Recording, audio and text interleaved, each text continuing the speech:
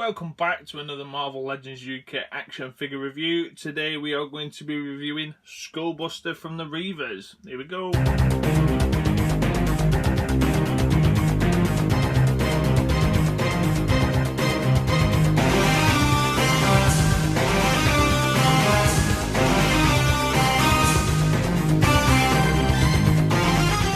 So here we are with the Skullbuster review, one of which I've been looking forward to. However, after looking at the figure close up in hand, I think we've had this figure before. I think we've been cheated by Hasbro into buying a figure I've already got. I still can't wait to open him and have a look. Skullbuster is part of the team of Reavers, which makes me believe that we will be getting more and more Reavers. We could even begin the legendary rider Reavers if you think about the guy who's in the tank. And I should imagine we are also on the verge of getting a new Lady Deathstrike as well, which would be pretty cool. As again, side out of the box has Skullbuster on the side, nice colourful images. On the back of the box, we've got the figures that you need to complete the wave, but also in the actual bio itself. If I just shift my camera up slightly, there we go. It says, an enemy of the X-Men, the cyborg Skullbuster is a member of the villainous gang called the Reavers. Nice short and sweet synopsis of who this person actually is. If you want to delve into more information, what I'll do is I'll pop a link in the description below, linking you to some more information around the team of Reavers. In the meantime, I'm going to crack open Skullbuster and take a closer look. So here he is, Skullbuster out of the package, and on closer inspection we have definitely had this figure before. Hasbro have basically pulled my pants down and bent me over and said buy him again. The actual figure itself is a complete reuse of Deathlok from the Sasquatch wave, the Deadpool wave 2. Wave 1. Basically the actual figure itself is a complete repaint. But they've not really done a good job at hiding the original figure underneath. Not sure why they've done it when they could have used any kind of body mould, unless they've had a lot of non-sale or return items. But on the actual body itself, I don't know if the camera's picking it, but you can see the hole, the plug, as to what the original figure Deathlok had in. Again, the legs, the knees, the boots, the arms, all the arms. Or a Deathlok reuse.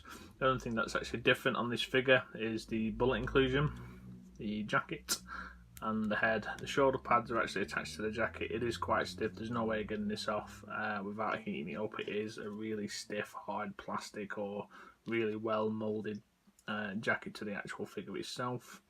So yeah, he's basically a complete reuse. I mean, he's a really good repaint, don't get me wrong. He's not going to stand side by side at Deathlok and you're going to go they're the same figure, just because of obviously the vast amount of paint differences, even down to the belt. I'm just looking at the belt now. The belt's the actual same as what we got with Deathlok as well. So yeah, complete repaint and reissue. Don't know how I feel about that. They could have done some subtle differences and maybe swapped out an arm. My thoughts are is maybe the Deathlok figure didn't sell too well. They had a lot of non-sale return. They had to reuse the figure somehow, so they've repainted or maybe rehashed the parts. I'm not too sure. Not too sure how it works, how they come around to use an actual reuse a base, but yeah, they've done us. Hasbro have done us with the same figure. It is still really cool. Have a look at the head sculpt. Very, very menacing head. Really cool head, to be fair. I wonder what it would look like if you were to paint it in its flesh colour. Don't think we've had this head before, I have to say. But yeah, he's quite a menacing looking character. Reavers do play quite a big part within the comics of the X-Men.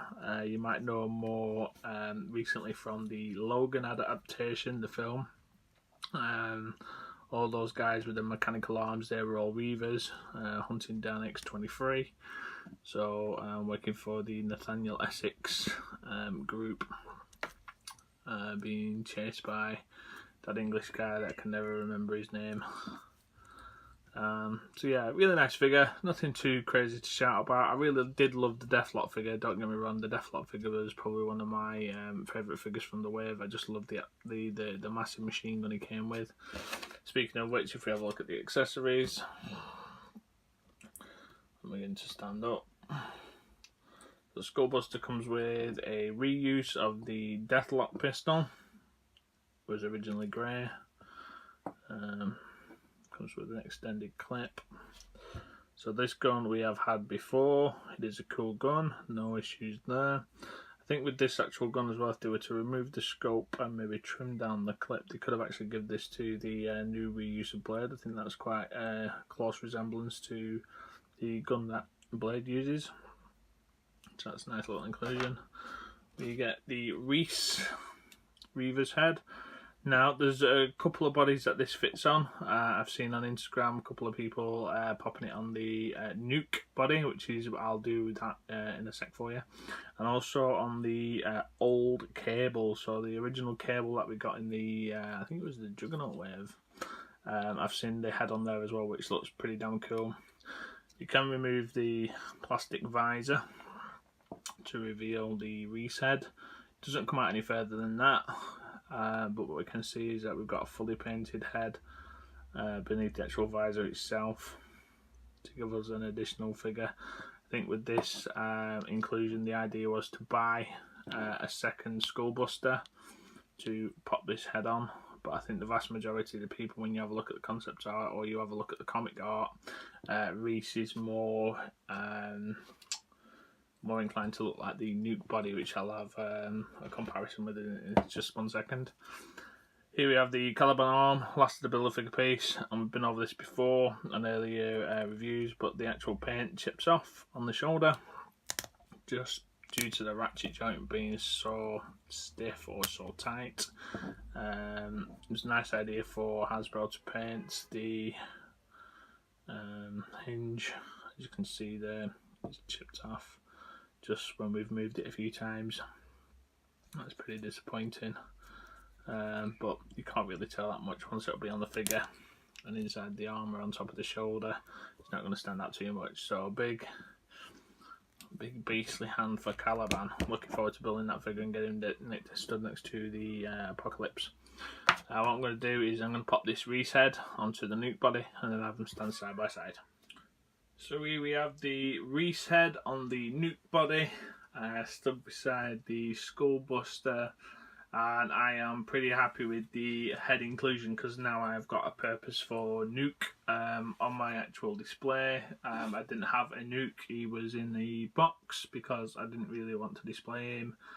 Didn't really fit in with the guys that I've already got on the display shelves, like the Fantastic Four or the Spider-Man or X-Men. Nuke was just in the bottom of the box, as I purchased him with the Onslaught wave, which sits within my X-Men. So not too sure if Hasbro had this plan the whole time, because when you actually compare him to the way he looks in the comics, it is pretty damn accurate.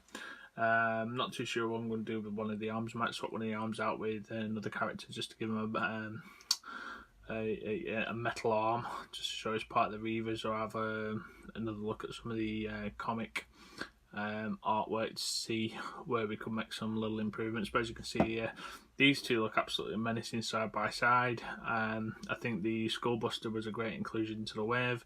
Shame that they've done it on a pure Deathlok body, but again, it looks very accurate to them in the comics, so maybe this is what Hasbro are doing now. They're looking at characters to which are very similar, so they can get multiple uses out of the body. We've already seen on the on previous figures such as the Mystique's body, Blink's body, very similar. Both have a sash, reuse parts. This is the route I think that Hasbro are going to go down, where they can get multiple uses out of different body shapes rather than just using the original Bucky cap mould. Now looking at different ways they can utilise pants, knee pads and boots, and seeing what they can get bashed together for other comic renditions of characters. So that was our review of the Skullbuster. Hope you liked it.